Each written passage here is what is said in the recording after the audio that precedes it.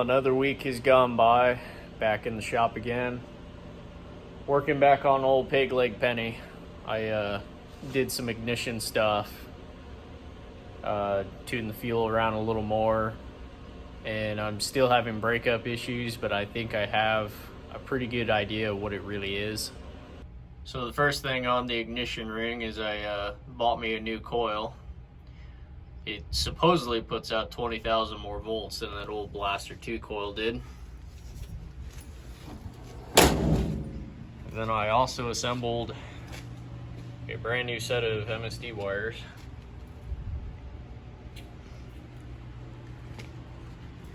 And it runs pretty good. Put new plugs in it too. But it still has a breakup at about 48 to 5,000 RPM. And it didn't matter, it just doesn't matter what I do. It runs clean from anywhere below under boost all the way up to 48, 5,000. I eventually just started getting the inkling that it's floating the valves. Because we took the charge pipe off trying to figure out what's going on.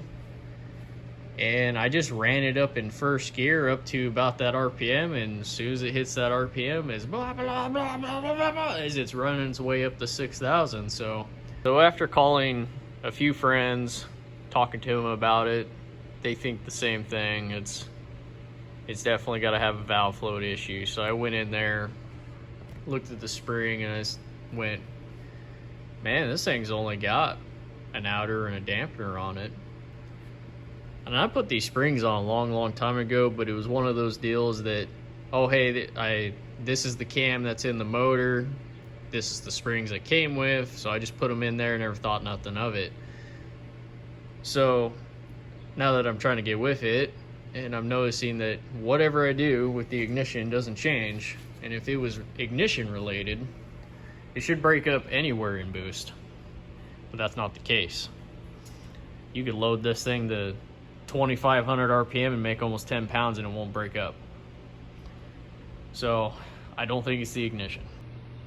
But ordered some new valve springs anyways. I need to get this motor back together.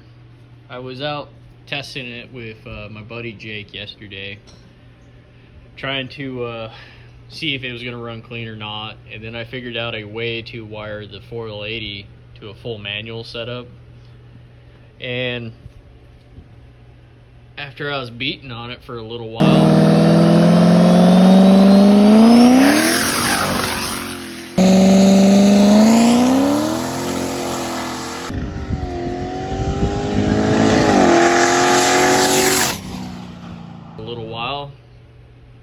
transmission just completely quit on me. Pulled over, was just changing gears, just nothing. Shut it off, fired it back up.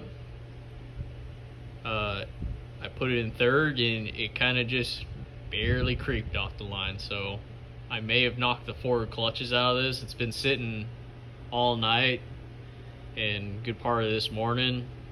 We need to put the motor back together to find out if the tranny is no bueno anymore.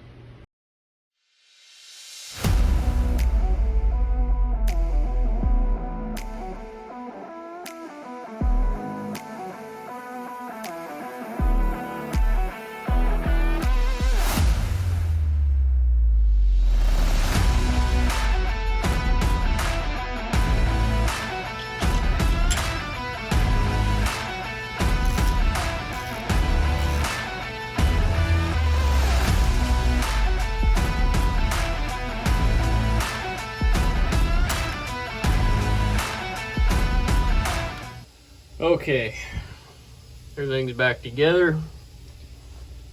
Got the shifter cover off because I have the wrong gate on this thing, but I readjusted it back to the way it was so it was safe.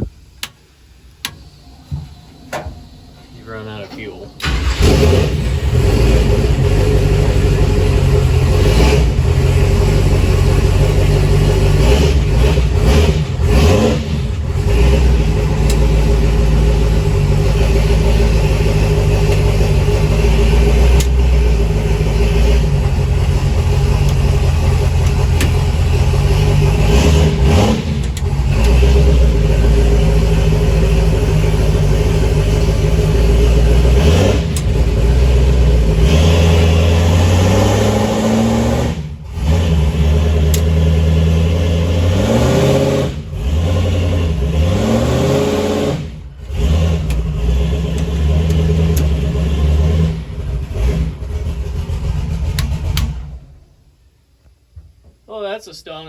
have our transmission back.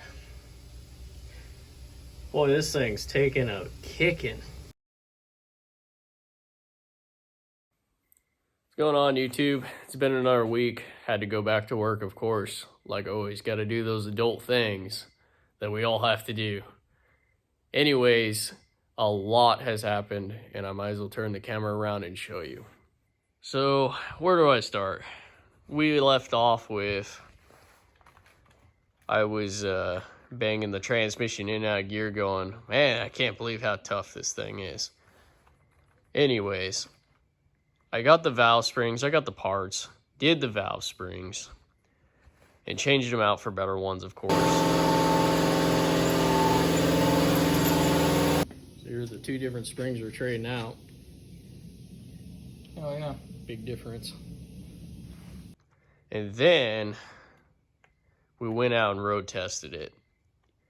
And it definitely picked up power because the transmission was really struggling. Every time I made the shift, it was flare shifting like no other.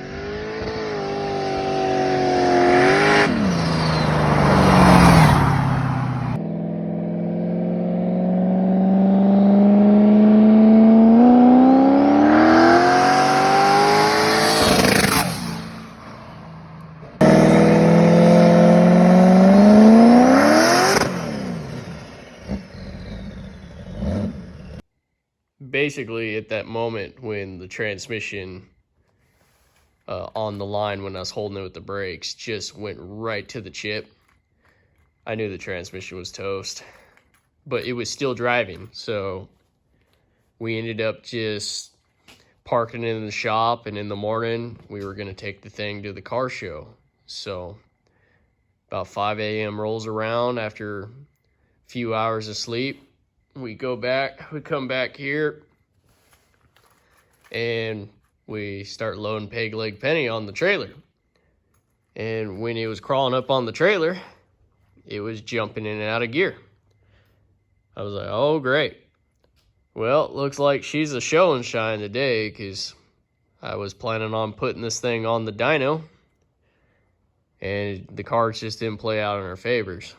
So, anyways, we made a good day of it. I definitely enjoyed it. Lots of kids enjoyed it.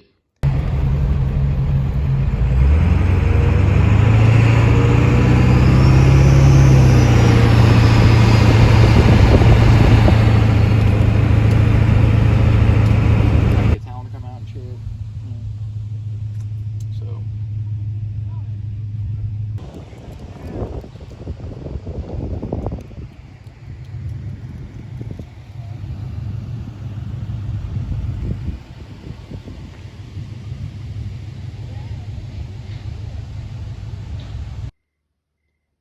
When I made it home, I pulled the tranny out of it. It didn't happen in that exact order. I pulled the motor apart, but we'll get to that in a second. Got my my barn, my backyard barn set up here. Woo-wee. So we got her all pulled apart. The frickin' filter was full of so much sediment, it was starting to make the pump whine. And the oil looks like coffee, of course. But it looked like that when I bought the frickin' thing. I just ran it.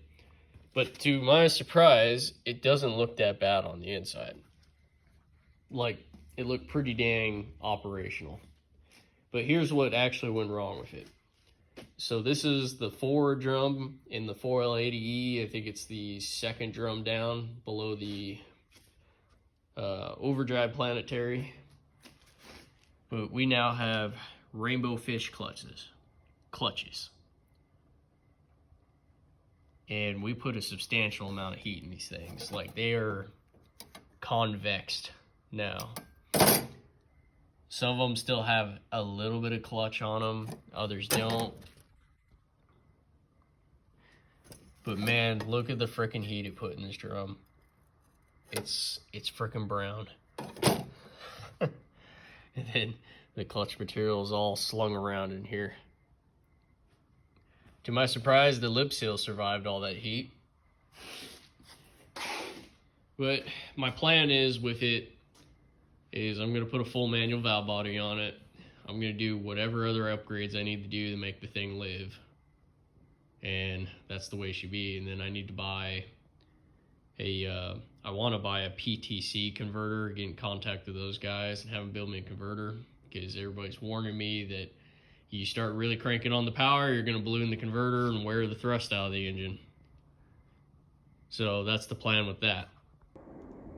Okay, as for the engine, the reason why I have the heads off of it is when I was doing those valve springs with my buddy Jake, I was doing some leak down testing and compression testing, and I have discovered that the cylinder heads have a few leaking exhaust valves.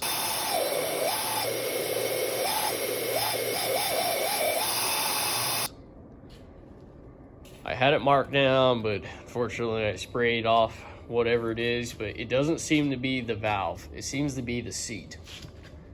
And of course, she's run fat for a long time.